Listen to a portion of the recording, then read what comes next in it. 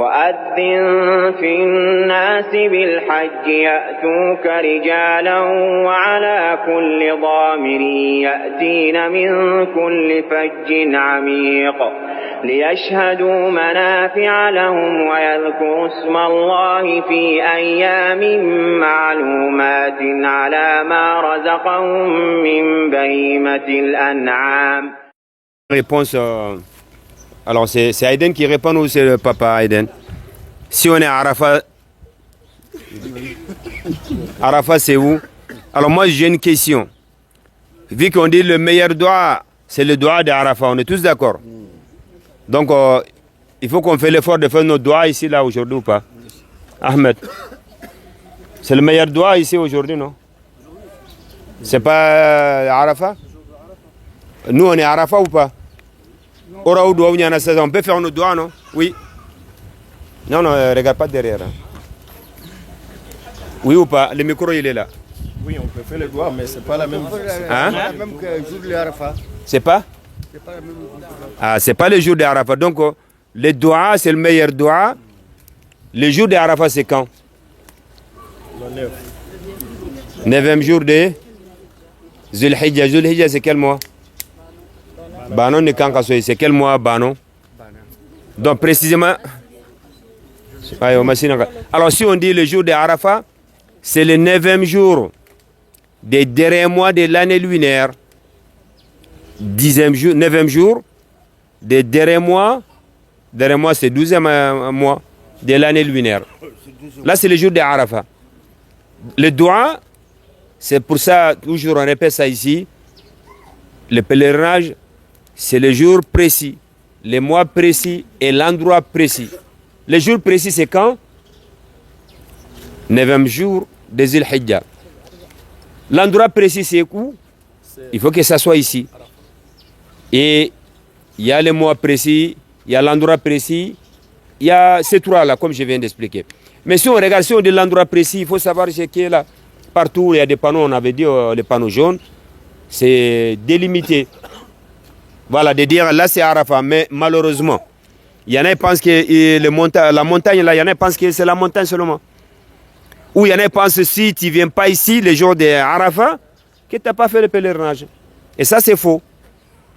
Le pèlerinage, même si on ne vient pas ici, l'essentiel c'est qu'on rentre dans Arafat. Si on rentre dans Arafat, il y a des panneaux, il dit quand même tu es début d'Arafat ou tu es rentré à Arafat, reste là-bas, tu fais doigt. Alors une question, le prophète il a jeûné le jour de Arafat, c'est ça? On a dit le meilleur jeûne, si on jeûne le jour de Arafat, on gagne la récompense de... On a dit c'est 2 ans de quoi? De péché que le Seigneur il pardonne. Et si on ne jeûne pas? Donc il faut jeûner dans ces cas. Non? Il faut jeûner ou il ne faut pas? Hein? Les gens qui ne sont pas ici. Oui, si. Non, c'est pour dire qu'en gros, quand on ne gêne pas, c'est quand on fait le hajj. C'est comme si on est là. Après, le reste, on doit jeûner. Si on n'est pas là, c'est ça? Si on n'est pas là, on doit jeûner. Si on n'est pas là, on doit jeûner. Mais si on est là, pourquoi on ne gêne pas? Parce qu'on est déjà sur Arafat, c'est tout? Non, c'est pas tout. C'est la fatigue? Non, c'est pas ça. Parce qu'on est à l'Amokounou. Alors surtout, vous savez, dans notre religion, c'est comme on dit en arabe, at-tawqifiyya. C'est-à-dire, si on fait quelque chose, il faut qu'on regarde le prophète sallallahu alayhi wa sallam. C'est pas que moi j'ai envie de faire ça. Non, non, c'est pas comme ça. On regarde, on dit, est-ce que le jour de Arafat, le prophète il a gêné ou il n'a pas gêné? C'est ça qu'on doit poser la question. Il a gêné ou il n'a pas gêné?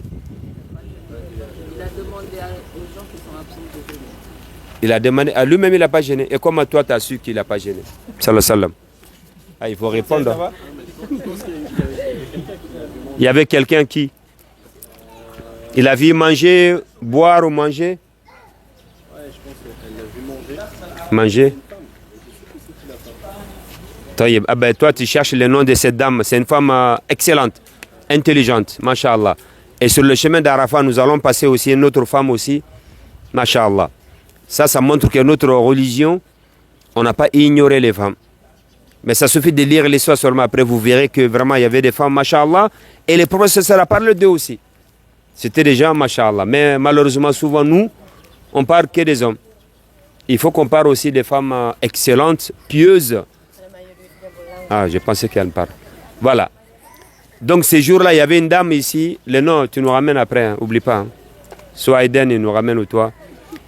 Le prophète, effectivement, il n'a pas gêné les jours de Arafat. Vous voyez, ici, on est là, les jours de Arafat, c'est fatigant. Et la religion, elle est facile aussi. Imagine, on est là, en état de gêne. Il y en a, ils vont gêner. Hein. Mais c'est la fatigue, c'est fatigant.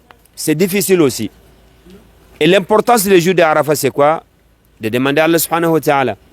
Imagine si on est fatigué.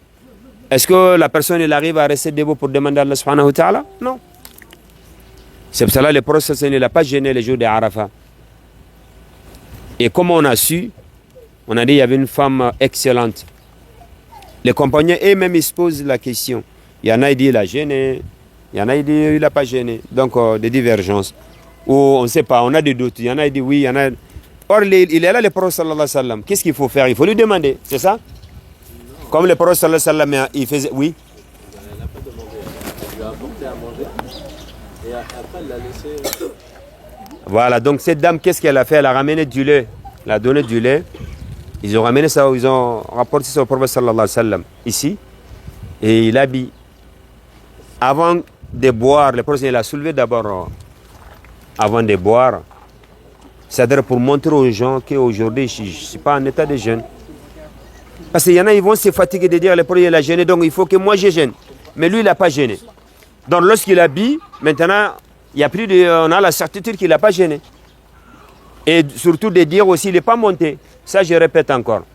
Donc, si on vient ici, le but de venir ici, de voir l'endroit, de dire si Allah vous facilite, qu'Allah vous facilite, on vient les jours de Arafat, les jours de Hajj. Tu n'es pas obligé de venir ici. Si tu es à un endroit, on dit c'est Arafat, alhamdulillah, fais le doigt. Mais si quelqu'un dit je viens pour voir, ce n'est pas interdit non plus. Mais de vous dire, si tu ne montres pas que tu n'as pas fait le Hajj, ça c'est faux. Car le prophète sallallahu alayhi wa sallam a dit, je me suis stationné tel endroit, mais partout Arafat c'est un endroit de stationnement. Ça c'est clair, il nous a facilité. Imagine aussi c'était Kéla, Arafat. Il y a combien de gens qui vont faire le Hajj? Est-ce que c'est capable que combien de mille personnes qui vont rester là? Donc la religion, il faut qu'on souvent, la méditation seulement on arrive à voir la réalité en regardant ou en se référant sur les paroles du prophète sallallahu alayhi wa sallam. Il y a d'autres questions? Adam Hawa Nimemuru, ils sont combien comme Ah, ou cinquième parce que Adam et Hawa dans l'histoire, comme on vient d'attendre, ils sont descendus dans du paradis. Pourquoi? C'est Allah, il a dit de sortir. D'autres versets, c'est Allah, il a dit de descendre. Pourquoi descendre?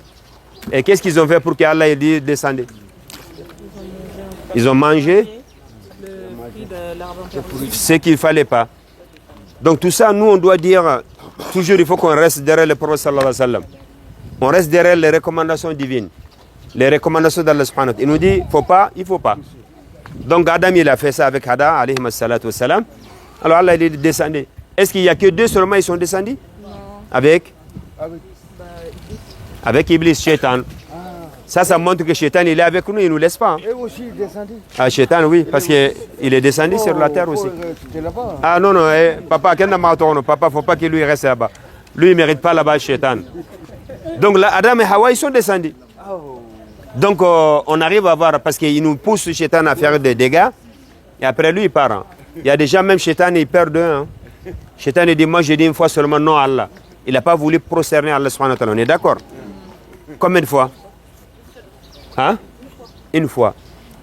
Alors si on voit quelqu'un qui désobéit à Allah, je ne sais pas combien de fois par jour. Mais ça, c'est la miséricorde d'Allah subhanahu wa ta'ala que le Seigneur nous a donnée. On n'est pas parfait. Ça arrive, on fait des erreurs, mais qu'est-ce qu'il faut faire par la suite? Se repentir. C'est quoi les règles ou les conditions de repentir? On dit repentir les conditions. Les conditions pour que le Seigneur accepte, on dit? Pas conditions. 3 conditions pour que le Seigneur accepte le repentir. Les conditions, le repentir sincère en fait. 3 conditions, oui. Regretter. Il ne faut pas faire encore. Demander pardon, il fait partie. Deuxième, oui, il a dit regretter. Et prendre une décision de ne jamais faire et Yo ken ya Allah yam pum de nyai. Condition de sikibé gani. Voilà, alors là déjà si quelqu'un la personne a regretté et tu prends des choses de ne jamais faire et de laisser directement. Bon, ça c'est de l'eau. Hein. Mais alors faut pas que je prenne l'exemple. Imagine quelqu'un, un fumeur, on prend l'exemple d'un fumeur. Sinon, il ne faut pas que je prenne de l'alcool, que je le protège. Un fumeur, par exemple, il dit j'ai fait tauba. Alors, ça s'appelle comme un club. Hein. Il fume un club, c'est ça? Par exemple, il dit j'ai fait tauba.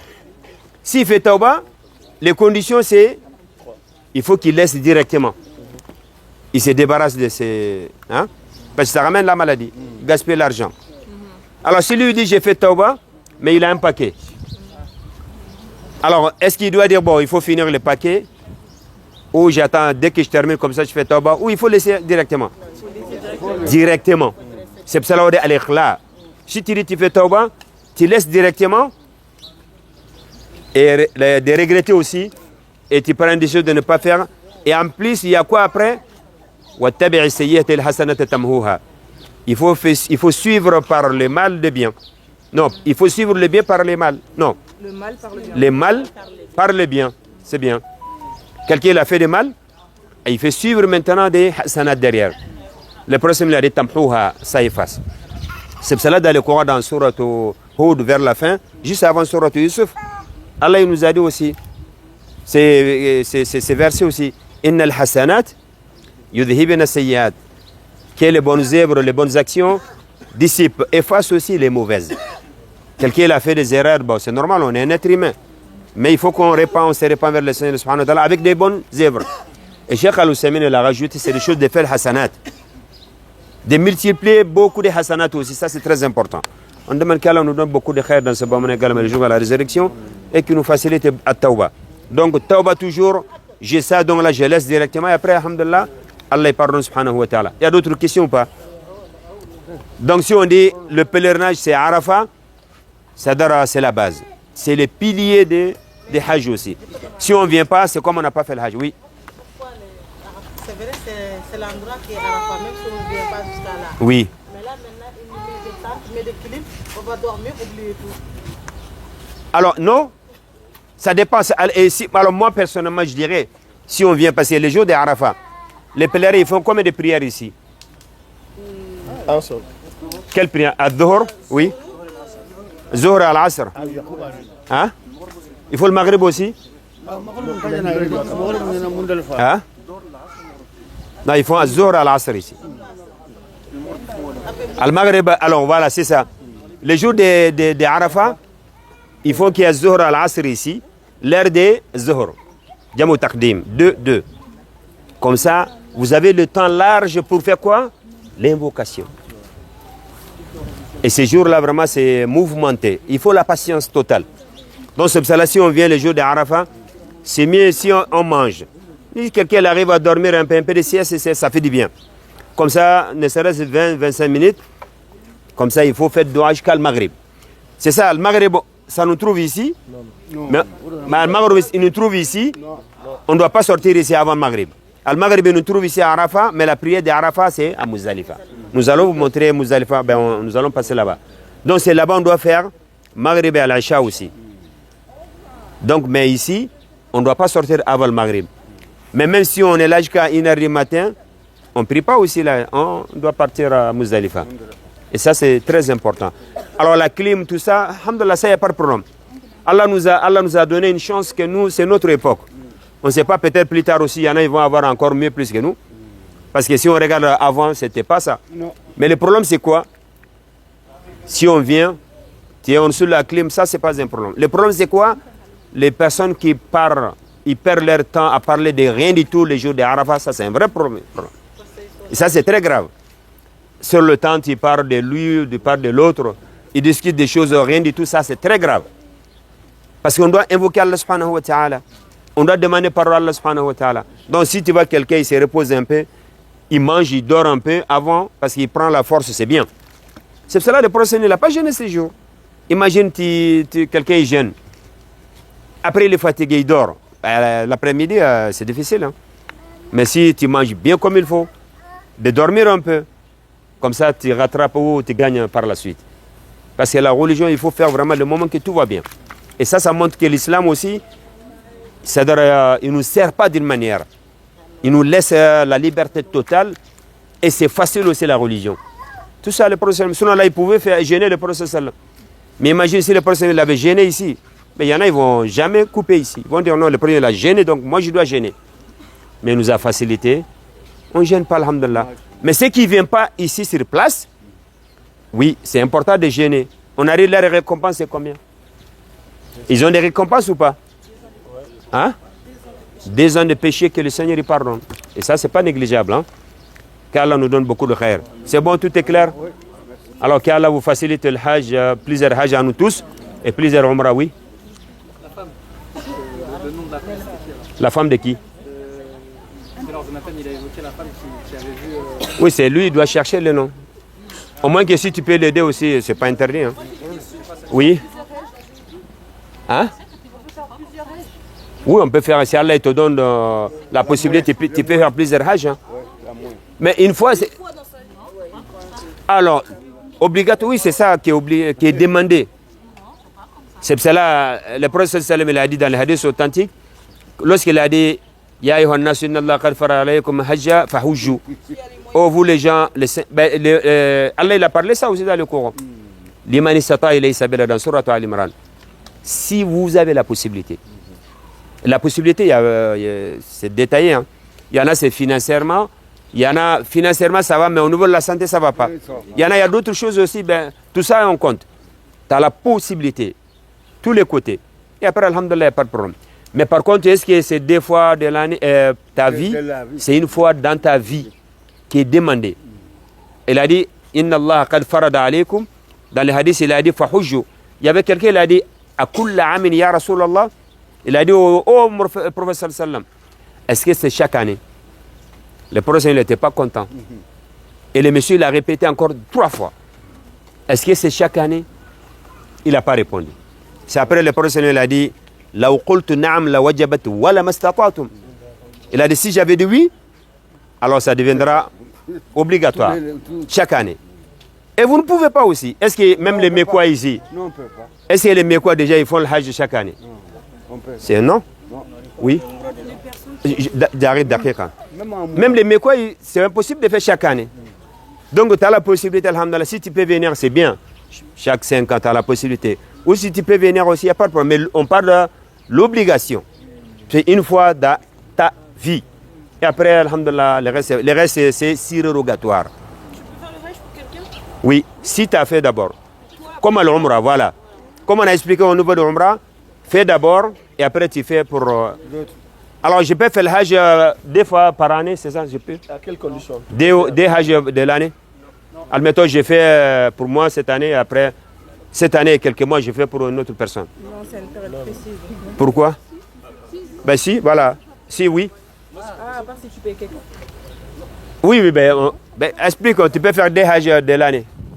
Oui, comment? Pour la même personne. Hein? Si tu as les moyens, tu peux. Alors, mais admettons cette année-là, le hajj qui vient, hajj 2025, je peux faire des hajj ou pas? C'est ça la question. Pourquoi non? Hein? Ah voilà, c'est ça, il ne faut pas oublier les 3 qu'on avait dit. Si on vous dit les hajj, c'est un endroit précis, les jours précis, un mois précis aussi. Donc là, imagine quelqu'un rate Arafat, et le jour de Arafat, ça commence Yom Tarwiyah, 8e jour des 12e mois de l'année. Imagine quelqu'un, lui, il est là. Alors Arafat, c'est fini. Ça, c'est pour lui. Ou il a fait pour quelqu'un. Mais est-ce qu'il peut faire encore... il faut attendre encore 9e jour, encore plus tard. Donc, le hajj, c'est une fois de l'année. Donc, tu peux faire pour quelqu'un, mais il faut que tu fais d'abord, après tu fais pour quelqu'un. Non. Oui. Oui, je disais, si par exemple, Allah il a donné la chance à quelqu'un de faire une seule fois, Oui. toi tu es riche, au lieu de faire tous les ans ou tout le temps, tu ne peux pas donner la chance à quelqu'un d'autre de donner de l'argent que cette personne fait aussi. Parce que toi aussi, tu n'auras pas la même récompense. Allahu alam. La récompense quand même, tu auras la récompense, mais est-ce qu'on peut dire à lui, qui est riche, machallah, qui nous donne beaucoup de khair, est-ce qu'on peut dire à lui qu'il est obligé de payer quelqu'un pour faire le Hajj? C'est pas mieux. Parce que tu donnes la chance, quelqu'un peut devenir. Alors ça vient de sa volonté. Si lui-même il dit, ah, aujourd'hui ou cette année, je vais envoyer quelqu'un. Ça, c'est sa volonté, c'est très important. Mais par exemple, si quelqu'un, lui, il n'a pas la possibilité, le Seigneur, il ne va pas lui demander parce que pourquoi tu n'as pas envoyé lui au Hajj. Et souvent, il y a des choses qui se passent aussi malheureusement. On arrive à voir combien de personnes ils envoient leurs parents au Hajj. Mais si tu demandes lui d'abord, non, il n'a pas fait le Hajj. Alors pourquoi tu n'as pas fait le Hajj? C'est quoi la réponse? Parce qu'ils disent qu'ils n'ont pas encore envoyé leurs parents. Ouais, les parents En tout cas, j'ai vu, il y avait des pays où ils disaient qu'en gros, tant que eux, leurs parents, ils ne sont pas y allés, bah, eux, ils ne pourront pas y aller, même s'ils avaient eux l'intention ou les moyens eux-mêmes, mais ils n'iront pas. Tant que leurs parents ne sont pas y allés. Et c'est pour ça, c'est très important d'apprendre la religion. Que vraiment on soit au courant de notre religion, qu'on apprend notre religion, ça nous soulage, ça nous facilite tout.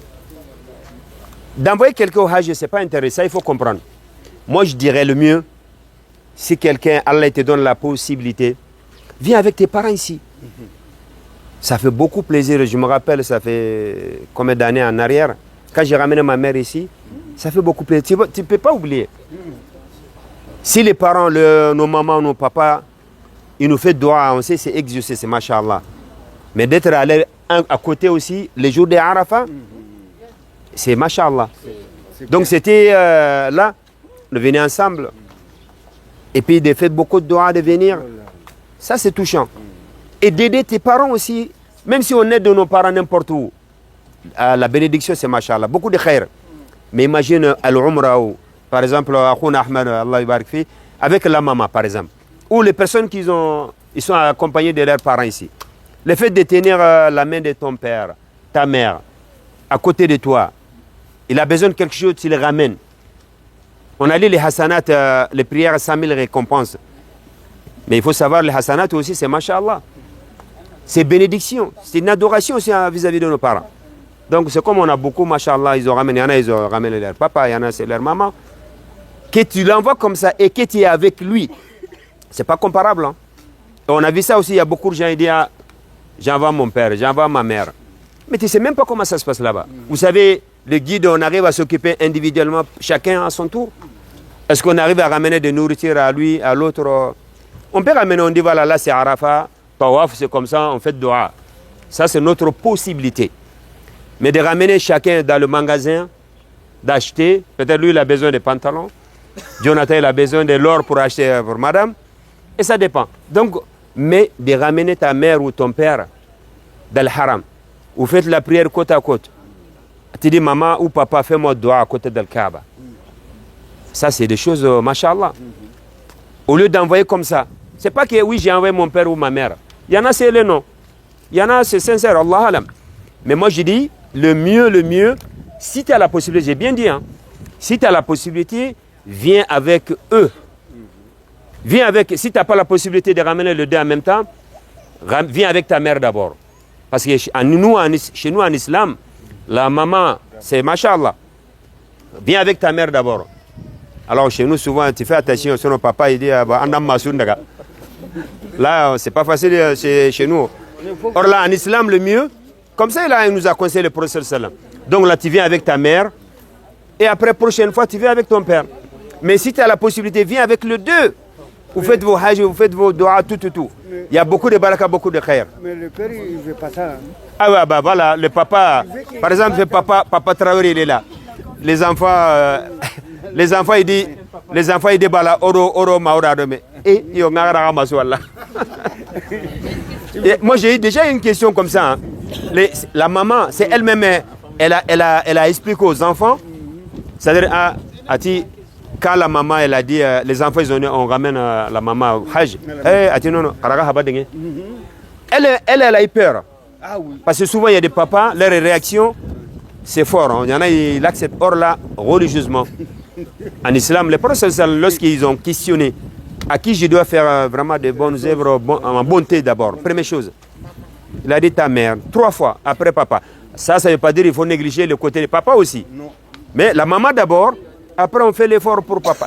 Mais si on a la possibilité, allez-y ensemble. En plus, c'est vrai parce que moi, ma mère elle a fait le Hajj en rejoint. Ah. Mon père, genre, ça l'a un peu contrarié et tout. Alors il est là, papa.